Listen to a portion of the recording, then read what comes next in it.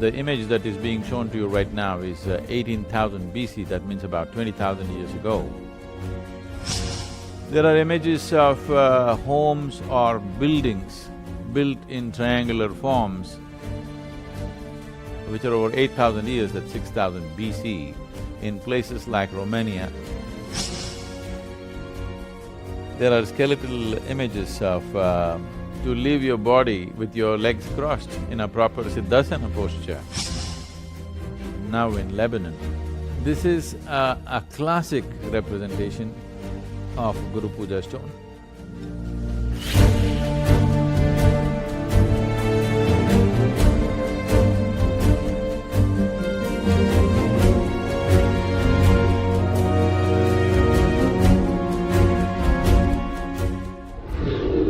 Over 15,000 years ago, in the upper regions of Himalayas, a yogi appeared. Nobody knew where he came from, who he was. His antecedents were unknown, because people did not know his name. They referred to him as He just came and sat down. He looked at it, because he looked like an extraordinary being. Hours rolled into days, days into weeks, weeks into months. Slowly people left, but here this man just sat there for months unmoved. If one has to see, one has to be beyond physical nature. If one is beyond physical nature, must be in some other dimension. Only 7 people realize this, and they have gone. These 7 people are today celebrated as the sub-tradition of the great 7 sages of India. These 7 people pursued him, and when he decided to share his knowing with them, they say it took many millennia. So, when he shared his knowing, and they all rose to their full enlightenment, he told them, there is no point sitting here. Each one of you should go into the directions and share this knowing with the world. This is very important to understand that it is in the last 12 to 15,000 years that the longing to know got organized and found an organized expression through various systems of yoga. It's fantastic to see that this goes back right up to the time of the Adi Yogi. If we want to look for physical proof, still there's a little bit of physical proof left around the world suggesting these things. I'm not some kind of an archaeologist or an expert in these matters, but you will see some of the things that we will look at today will intrigue anyone and set us thinking. We cannot call this 100% proof, but it suggests a few things. What is this all about? Why this has to be connected to Saptarishis? Because it's a particular way of looking at life. When I say particular way of looking at life, it is not about someone's opinion, but it is about an internal reflection of the cosmos, an internal understanding of the nature of creation, and a very internalized understanding of human being and the making of a human being and every other creature on this planet. When I say internal, I am talking about in contrast with modern science, which observes everything from outside and gone quite deep into its observation today as to how the physical creation has happened. It is in no way in contradiction with the inner way of looking, it is just that it starts at a different end. It's like if you start looking at a tree from the top, your understanding of the tree will be one way. If you start looking at a tree from its roots, your understanding of the tree will be completely different. Only when a meeting point happens somewhere, they look similar. Today we are coming to a place in the history of modern science and in the development of modern science where mysticism and modern science are beginning to look similar. So, this exploration today will be important in that sense, and as I said,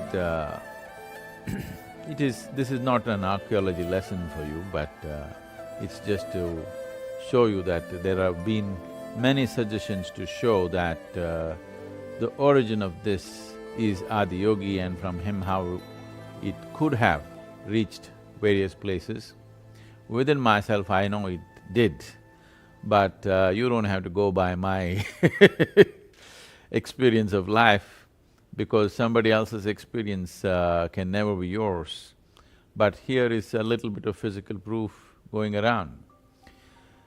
This whole process of Adi Yogi and transmission of this way of knowing started in the region that today we refer to as Manasarovar and Kailash. And from there it spread to places. In different spaces they went. There are many references to the seven sages, particularly in Central Asia, Turkey, Romania, as far as Northern Africa, Arabia.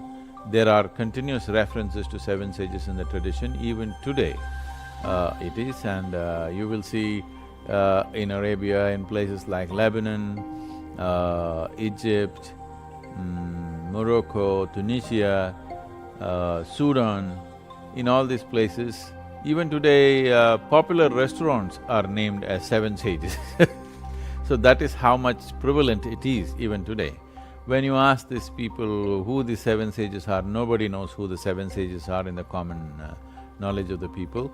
But from generation to generation for thousands of years, the idea of seven sages coming from the east, seven wise men coming from the east is still very much prevalent in most of the cultures out there. For example, you will see the images of snake worship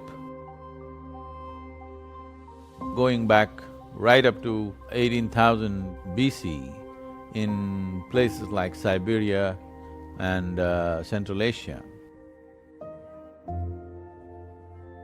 These are very rudimentary images, you must understand, because they are so rudimentary, not because the people who made these things were rudimentary in their mind, but because the tools available to do this was rudimentary. Nobody can ever dig up the whole planet to find out if there are more sophisticated expressions of this. It is just that when you spread a message, just everybody may start doing things. The image that is being shown to you right now is 18,000 BC, that means about 20,000 years ago. The approximate date that we established for Adi Yogi's presence in this region is somewhere between 40 to 60,000 years ago. You might have heard that many times I've been saying it is 15,000 years ago, because for 15,000 years we have solid physical proof, iconographic proof, which is over 12,000 years old. Because of that, we have been saying 15,000, but when I have spoken long time ago, 10, 12 years ago, I've always spoken in terms of 40 to 60,000 years ago, because in the yogic culture, that is how it is seen. But today, without a proof, if you say something, it'll become meaningless in the world. Because of that, we have brought down the date to 12 to 15,000 years. Here is a 18,000 BC, which is 20,000 years ago. They made calendars, which is purely the yogic form of calendar. You will see in India any number of pictures like this. Here is this third image, or the first image which is made into a diagram in the third phase, is three sets of spirals. The central set of spirals and the lower set together represents the solar cycle calendar, which is 364 days, which is the year that we follow even today. And the upper set refers to 354 days, which is the lunar cycle of the calendar, which is what the Hindu calendar follows even today. And a combination of these two, which is today being referred to as lunisolar calendar, this is 20,000 years old. And somebody cannot arrive at this without an inner perspective. Just by observation of the outside, one cannot arrive at a calendar like this, this is a very sophisticated manifestation of the calendar. If this is written in Braille, even if a blind person puts his hands around, he will know which day of the year it is, which day of the month it is, and which phase of the moon it is. All these things can be found out just by touching the rock or looking at it. And along with that comes snake worship, which is the three snakes going up. This is a representation of Ida, Pingala and Sushumna, the three channels within the body. So this is a very yogic expression. India is full of these kind of images. This was found in Siberia, which is dated as 18,000 BC right now by the archaeologists. There are images of homes or buildings built in triangular forms, which are over 8,000 years, that's 6,000 BC, in places like Romania. Eastern Europe and Central Asia is full of these kind of possibilities. If you look at the geometric perfection of how it is done, this is the basic form of yantra. Triangular block in Isha Yoga Center is built exactly like this.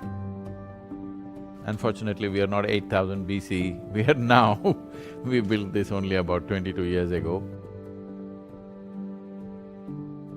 And they built a perfect yantra-shaped building for whatever purposes that they were doing this. Obviously, these are aligned properly to the eastern direction, and these directions are adjusted to either equinox or solstice usually. Our own buildings like Dhyanalinga and triangular block are adjusted to the equinox because equinox is significant for me in my perception of life. That is 23rd of September is a equinox, and because my understanding of everything comes from the equinox, I adjusted it to the equinoxes, some of them adjusted to the solstice.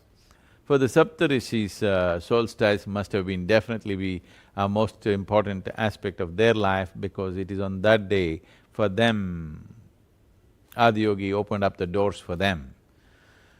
So if you go on like this, there are any number of possibilities. As we go further to Turkey, to further down to Mesopotamian region, Greece, Crete, further down to places like Lebanon and North Africa, you will see geographically every place has something to say where the influence is yogic in its nature, and a whole lot of them going back, way back to like 12,000, 13,000 years. For example, we can see here in Turkey, which is dated as 10,000 BC. This is a very typically Indian image in the terms of a linga or a head with a snake climbing on it, because this is the yogic symbolism of a human being's inner potential being aroused.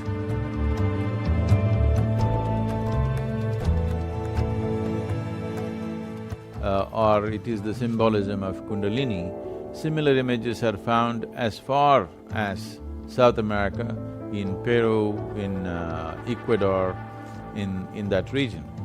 One must understand, most of these things have been either destroyed by age and the natural processes that happen on the earth in terms of earthquakes and other events that happened. At the same time, they've also been systematically destroyed by certain forces in the last 2000 years or so. Systematic destruction of anything which was considered pagan happened in many areas and either buried or broken or destroyed or used as material to build other buildings that they wish to build. In spite of that, there is substantial evidence spreading across the planet showing that the influence of the seven sages, the yogic culture and the science of yoga manifesting itself in so many ways. We must understand the proof that we are talking about according to today's archaeological substance is only the physical proof. Today, you are doing yoga in United States. Suppose 1,000 years later somebody wants to find out how will they find yoga in you? So, there will be no proof in your home, there will be no proof anywhere that you are practicing yoga in your life. So, it is only when we manifest something which is physical, which is made in such a way that it will last forever, only then we can talk about it. But even for this, we can see that thousands of years ago people practicing yoga, they lived and died in yogic postures. There are skeletal images of people sitting in… See, that could be you when you were doing your Shambhavi Mahamudra, you happened to die or you attain enlightenment and you are conscious enough to leave your body with your legs crossed in a proper Siddhasana posture. See, here somebody died doing Shambhavi, or they died in a Siddhasana posture some 8,000 years ago in Romania. And if this one person did this, I am sure this is not the only person who did this. There must have been a whole culture of this dimension. And there are any number of images showing people sitting in yogic postures. This is usually the representation of Pashupati as one dimension of Adiyogi, that is, he is the Pashupati. They called him Pashupati because all the life forms are claimed to a certain genealogy, and because he exhibited or he demonstrated how everything comes from the same source and that source is nothingness and he is a representation of that. Because of that, he was called as Pashupati, and also because when he when he sat in certain states, it is something that people have witnessed, that all kinds of creatures gathered around him. Because all of them gathered around him, people saw him as the lord of all creatures and he is the Pashupati. This is a representation of that. A repetition of these images across the planet in various forms and in various different manifestations of art has found expression in cave arts going as far back as 8,000–10,000 years. And when I say cave paintings and arts, you must understand, today your child is drawing something in your house and sticks it on the wall, and if somebody finds it 10–15,000 years later, the chances of finding it, how remote it is, that is how remote it is for us to find those things. They might have done 1,000,000 artworks, we may find one or we may not. So, in spite of that, so much has been found. We can go on like this in various places, all these manifestations, but the more recent ones would be a certain tribe of people who identified themselves as Minoans. It's called the Minoan culture, or they were also called as Manus in Germany. And in German language, the word Manus means the first man. which has been the essential representation in India. Manu is referred to as the first man or the man. Manu is not a person, Manu is the man, like people refer to Adam in the West. Manu is a man or the origin of the man. When we say a man, that does not exclude a woman, we are referring to a human being as a man.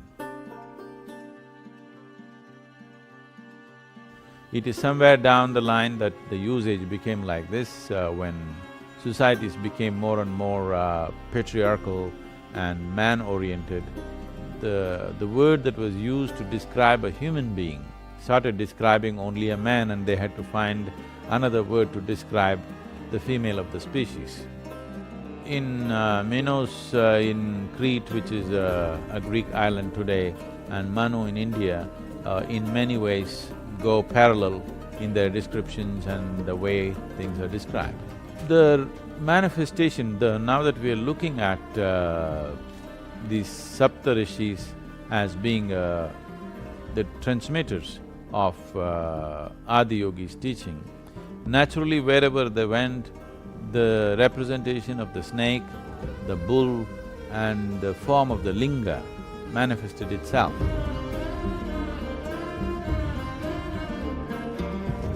You will see in places like Ireland, in very strong representation of the linga worship.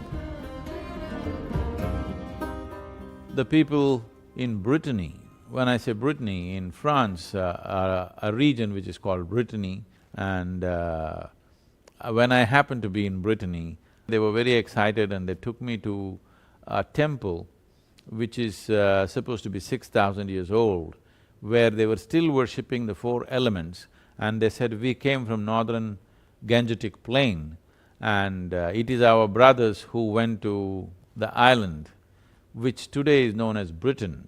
He said, this is real Brittany.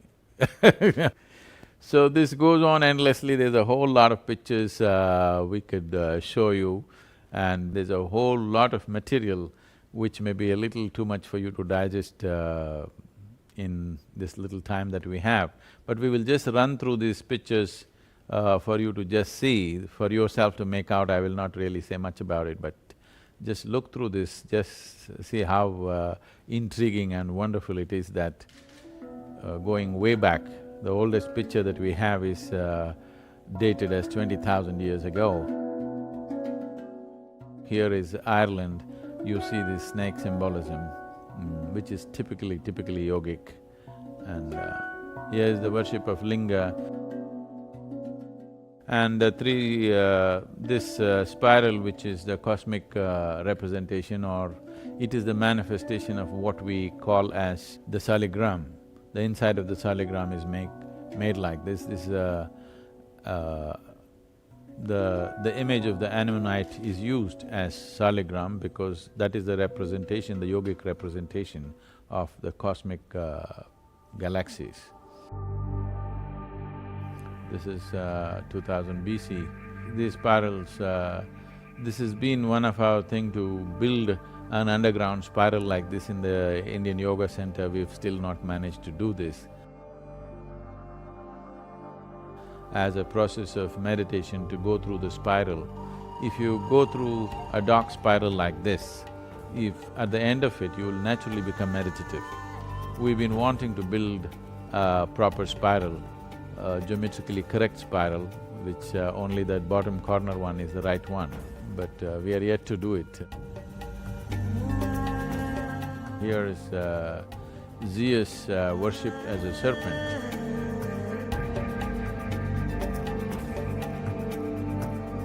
The serpent worship is very deep-rooted in every culture on the planet. Of course, you must have seen the Naga temple in the Yoga Center. This is the image that we have today in the Yoga Center, but somewhere around 700 BC, a Jewish king ordered that all snake temples must be destroyed because for whatever his own reasons. So systematically these things were broken in that region, Otherwise, the whole of Arabia, Eastern Europe, Northern Africa, South America were full of snake worship, and temples were snake worship. Wherever anybody connected with Adiyogi goes, naturally the manifestation of snake and snake worship would be there. Even today, the modern medical sciences using spiral snakes. Mesopotamia, you see many images of this. You must see this in Turkey and Iraq region. There are plenty of broken parts of snake worship. The symbol of commerce even today is a spiral snake with 7 meeting places. The symbol of health is 3.5 spirals of the snake, which is something that we are using in so many ways. Dhyanalinga is 7-pointed spiral, and Devi Bhairavi is 3.5 spiral. This is how these images are made. This is a physical representation. This could be manifested in so many different ways. This is common knowledge, biblical knowledge, that Moses used a copper snake or a brass snake to cure people of various things. And this snake worship continued. At some point even Jesus spoke something about snake worship. There is a statement by Jesus about snake worship or a brass this thing, because in the language of that region, the word snake and the word brass are very similar sounding. So somewhere, I don't know the exact place, but those in America should know this better. The rising of the man is the rising of the snake. This is clearly a yogic statement, that the rising of the kundalini is the ultimate rising of the human being, because without raising your energy to a higher dimension, the evolution of a human being or thinking that a human being is genuinely changing is a illusory process, because whatever changes you make in your attitude and your intentions are purely psychological, and they can be washed away in a moment. If you lose your mind, you would have lost it. But the raising of the human being is only when the energy, the latent energy which we refer to as kundalini, which is clearly represented as a coiled-up snake in the yogic system, it is only in the raising of that there is a permanent transformation in a human being. This is a statement made by Jesus in the Bible, saying that the rising of the snake is the rising of the man, or the rising of the man is the rising of the snake. So these are all different things which says the influence of the yogic system goes right back to 18,000–20,000 years in terms of archaeological proof, and there is really no part of the planet, I think the only place they did not go is North Pole and South Pole. Maybe in the Eskimo culture, it does not exist. Literally everywhere else, some influence of this is seen, and it has spread across. And all this done without any kind of compulsiveness, without any kind of force, only by showing the significance of what it is. And there are beautiful representations of more sophisticated manifestation of yogic culture, particularly in Middle East or West Asia as we call it here. Particularly this particular stone that you're seeing is the Guru Puja stone.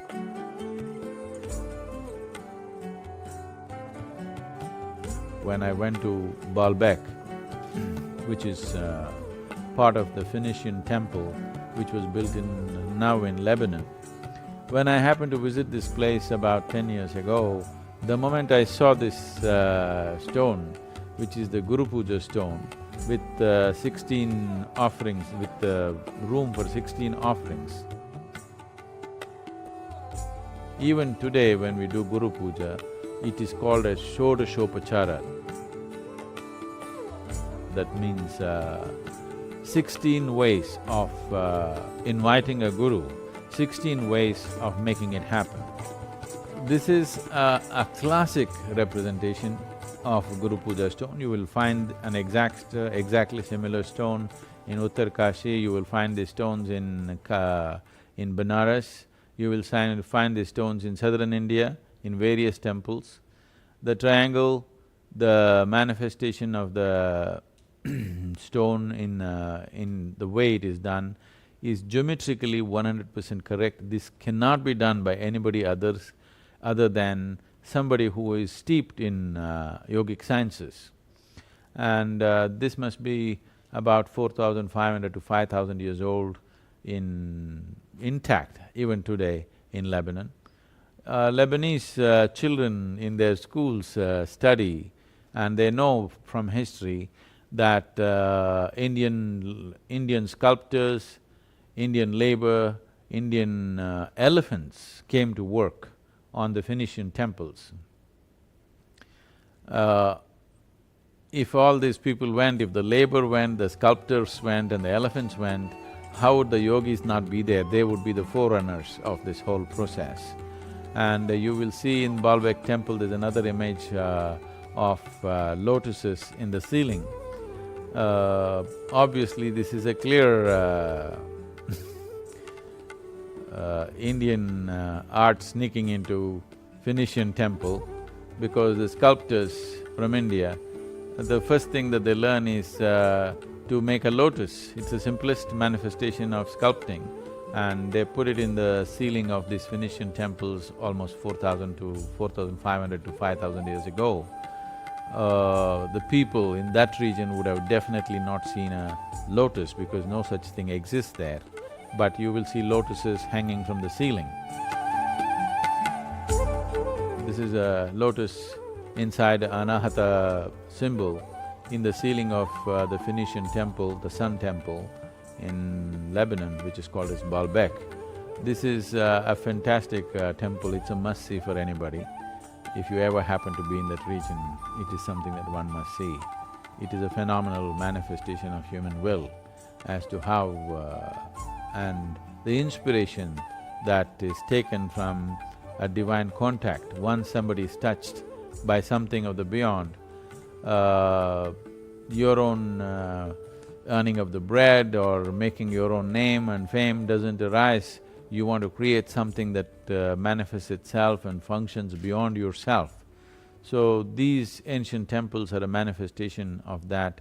You see the symbol, the yogic symbols of Anahata and the blossoming of the flower, it is across the planet in many representations in the form of sculpture. Once again, we must remember, only that which was carved on stone and that which endured the ravages of time you see, but so much of it, which is in practice, will never be seen unless like that skeletal representation where someone died in a yogic posture. If that happens only, maybe there will be proof of yoga in North America after 10,000 years. So these are all various symbolisms, I will not go into this. This is Jordan.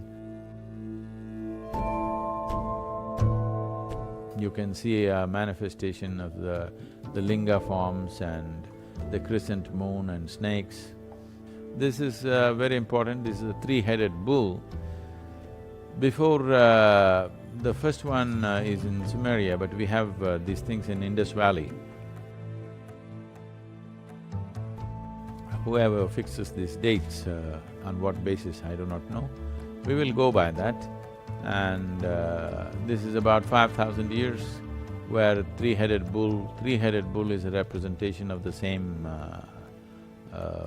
process of the Ida, Pingala and the Sushumna, represented as a bull, later on evolved, or parallelly it also evolved into three-headed snakes or three snakes, these three-headed bulls. And there are wonderful stories going back in many ways. For those of you who are familiar, or if you happen to attend the Leela program about the way Krishna represented yoga. There's a beautiful story about Krishna taming the bull. There is a whole lot of stories going back into history where this was… today it is being labeled as bull jumping, where people conquering the bull was not only a macho manifestation in a society, but it was also considered as a spiritual pursuit, that if you conquer the bull within you, that means you conquer your animal nature, that is when you are delivered. So these two things are very much there in Krishna's life of he taming a bull and then dancing upon the hood of a snake. So these two things are a symbolic representation of how he tamed the animal nature within himself and arrived at a place where he's on top of a snake's hood, representing that he's reached… the snake has risen within him, so the man has risen. That is what these two stories are trying to say. Here is a beautiful manifestation of a linga and a yogic symbol of 7 dimensions of life peeking out and the human figure in between. These are different art forms trying to say the same thing. So this is from the Indus Valley, okay, this is in the Indian region. Here is a 2000-year-old Egyptian snake with a crescent on top of it. And here what you see is the snake, which is the Linga Bhairavi temple. This is the symbol of infinity, they representing infinite nature or cosmic arousal of energy, which is also possible within an individual human being. So, this is called as the Ouroboros in today's language. This happened a few years ago. I was in conversation with a physicist and we had 6–7 hours of non-stop unbroken conversation, and I was trying to demonstrate to him, and if you become meditative or if you get settled in a certain way within yourself, if you hold one's hand let's say 9 to 12 inches above my head right now, you can clearly feel the energy moving in this form. And I said, this is a dimension which represents you cross the physical limitations. If you hold your hand on top of anybody's head, please don't go about experimenting like this and proving something about someone else. But you will see the energy will always move this way. The moment it has hit this form, that means he's crossed the physical limitations within himself. When I said this, and crossing physical limitations also means moving from finite to infinite, it is on that day that I I logically connected. He said, this physicist told me that this is the symbol we use for the expression of the infinite. I said, well, this is from the yogic culture, only someone who has known this within himself could have used that. So the number system, the zero and the infinite, both came from the yogic culture. Today when you say shunya, which is the zero, nobody could have thought of a zero except one who has experienced that sense of emptiness and the vastness of emptiness. When we say emptiness, the word emptiness or nothingness naturally brings psychologically a negative connotation. But emptiness means limitlessness, nothingness means limitlessness, nothingness also means infinite nature. That can only be arrived at experientially, not logically, not by thought, but only by experience. So, it is not an accident that both zero and the infinite comes from the yogic basis, and that has become the basis of all modern sciences today. Everything that you do is between zero and infinite, but crossing these two boundaries is what is considered ultimate yoga, because true union happens only when you transcend the numbers. Numbers means finite nature. Only when you cross this, there is a true union, then only you can say something is in a state of yoga. This is a coiled snake. This is 1,000 years ago. When you enter Spanda Hall in the yoga center, we have a very similar representation.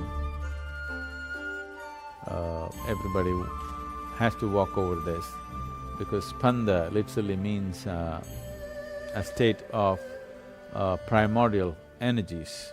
Today the same cultures are very fearful and giving negative images of snakes, but the same cultures at a certain time worshipped snakes, and because of a certain campaign, snake has become evil. But even that campaign is not a complete success, because it contradicts itself.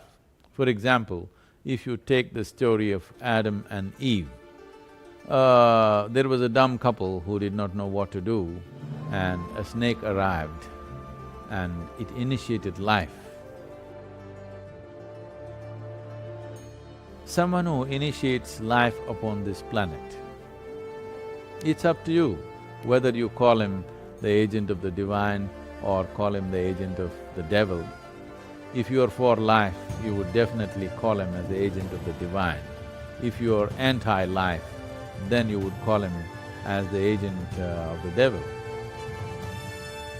Here are our beautiful snakes, cascading snakes at the entrance of Dhyanalinga temple.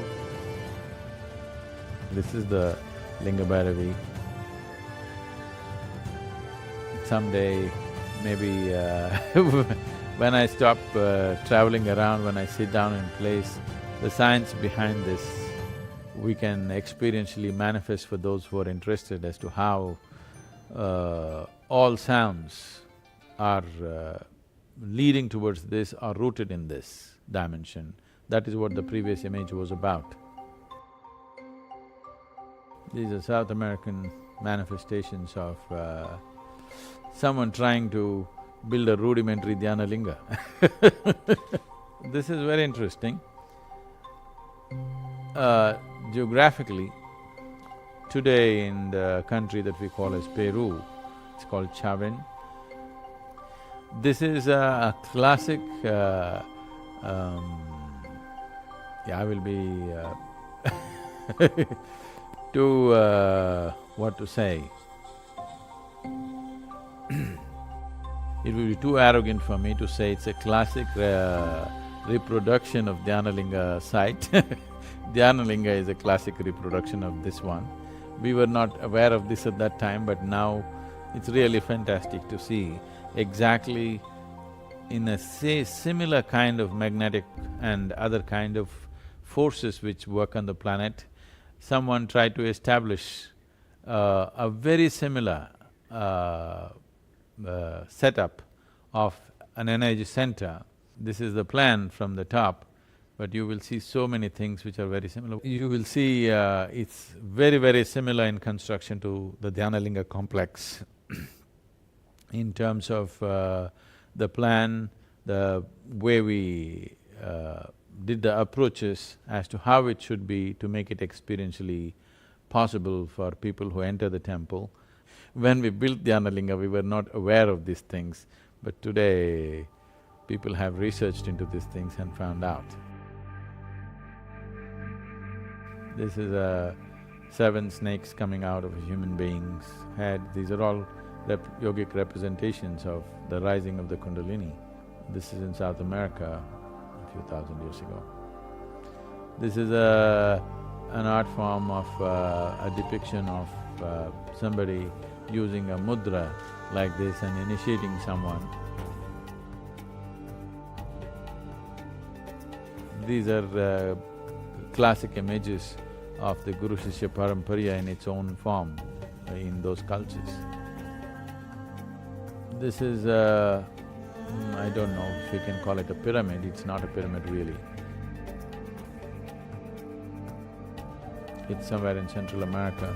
So, on the spring equinox, it leaves an image like a coil, like a snake going up with 7 forms of bends going up. Only on that one day it happens.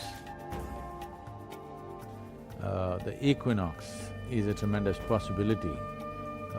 In some way, the whole effort has been to create forms which will help a human being to attain to his fullest form. So, various types of mechanisms were created. Some are very sophisticated, some are rudimentary in nature, but the effort has been there all over the world. So here we are today seeing the impact of yogic systems across the planet. Whatever these images and stuff we're talking about is only what is left of in form of physical things. But the impact that would have happened, for example, right now, for most of you who are in North America or in United States, for a few thousand people who are doing Isha Yoga, let's say, or a few million people across the world who are doing Isha Yoga, let's say after 10,000 years, where is the proof that you did yoga? There may be still a few stones left in Dhyanalinga. In case we build something in Tennessee, there may be few stones left there. So somebody will say after 10,000 years, in two different places, somebody seemed to be doing some yoga. But a few millions people are doing and many other millions of people are doing different forms of yoga, all that will not be left. So similarly, when you see one image like this, there must have been a whole population or a generation of people or many generations of people doing this, otherwise the continuity of it for the last 20,000 years manifesting like this would not happen unless it was an active culture across the world and which has been systematically wiped out in the last couple of thousand years for whatever reasons. There is lore in South America where they're talking about people from another wherever landed there some 6,000–7,000 years ago, and suddenly tribes who were living without any engineering capabilities, their highest level of engineering was a leather tent which is called a tepi. From there, suddenly they started building constructions, stone constructions which have even lasted till today, which are masterpieces of engineering.